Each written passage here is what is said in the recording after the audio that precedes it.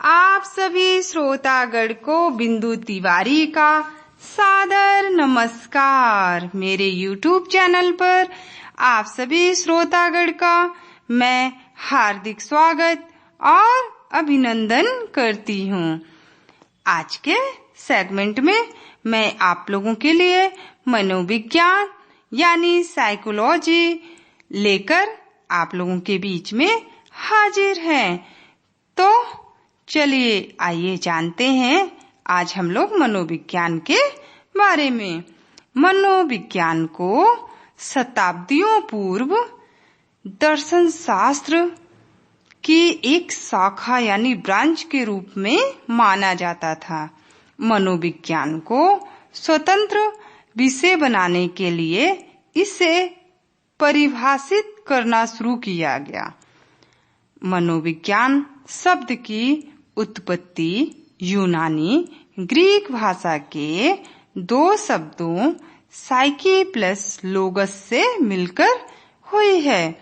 Psyche का अर्थ होता है आत्मा का तथा लोगस का अर्थ होता है अध्ययन करना, यानी मनोविज्ञान किसका अध्ययन करता है? आत्मा का। अब बात आती है मनोविज्ञान का जनक कौन है?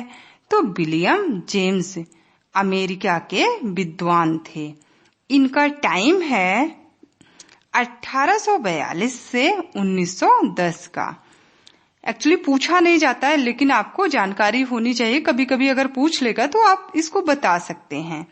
इस शाब्दिक अर्थ के आधार पर सर्वप्रथम प्लेटो, अरिस्टो और डेकार्ट के द्वारा मनोविज्ञान को आत्मा का विज्ञान माना गया। आत्मा शब्द की स्पष्ट व्याख्या नहीं होने के कारण 16वीं शताब्दी के अंत में ये जो परिभाषा इन लोगों ने दिया उसको क्या कर दिया गया? अमान्य कर दिया गया, अमान्य हो गई। 17वीं शताब्दी में इटली के मनोवैज्ञानिक पंपोनोजी ने मनोविज्ञान को मन या मस्तिष्क का विज्ञान माना। बाद में यह भी परिभाषा अमान्य हो गई। अब बात आती है 19वीं शताब्दी में विलियम जेम्स वाइब्स और जेम्स सली आदि के द्वारा मनोविज्ञान को क्या माना गया? चेतना का विज्ञान माना गया था। लेकिन ये भी क्या हुआ? अपूर्ण अर्थ होने के कारण यह भी परिभाषा क्या हो गई? अमान्य हो गई। अब इसको क्या? चेतना का विज्ञान है, इसको भी अमान्य माना गया। 20वीं शताब्दी में मनोविज्ञान को क्या माना गया? व्यवहार का विज्ञान माना है और यह आज यानी वर्तमान समय तक इसी परिभाषा को हम मानते हैं। यही हमारे व्यवहारिक रूप से प्रचलित है। व्यवहार का विज्ञान मानने वाले प्रमुख मनोवैज्ञानिक हैं वाटसन, इसके अलावा स्किनर, थॉर्नडाइक और मैकडूगल आदि मनोवैज्ञानिकों ने भी मनोविज्ञान को व्यवहार का विज्ञान माना है। विलियम उंड ने जर्मनी के लिपजिंग स्थान पर 1879 ईस्वी में प्रथम मनोविज्ञान प्रयोगशाला स्थापित की। कौन सी ईयर में?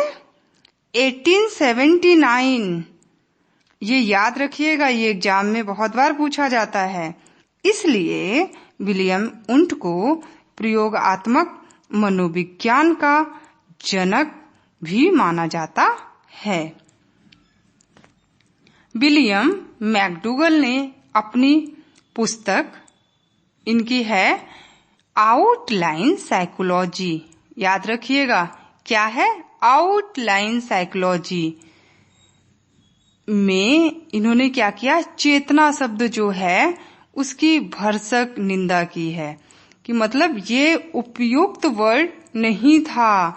मनोविज्ञान के लिए, जो आज के समय में चल रहा है, यानी मनोविज्ञान व्यवहार का विज्ञान है, यही उपयुक्त है और यही चल भी रहा है। तो इसलिए इन्होंने अपनी बुक में इन्होंने बताया है। तो बस यहीं पर मैं आपसे इजाजत चाहूंगी और इस वीडियो को उन तक जरूर शेयर करिए जो इंटरनेट सेवा से वंचित हैं। इतना आदर और सम्मान के लिए आप सबको तहे दिल से धन्यवाद। नमस्कार।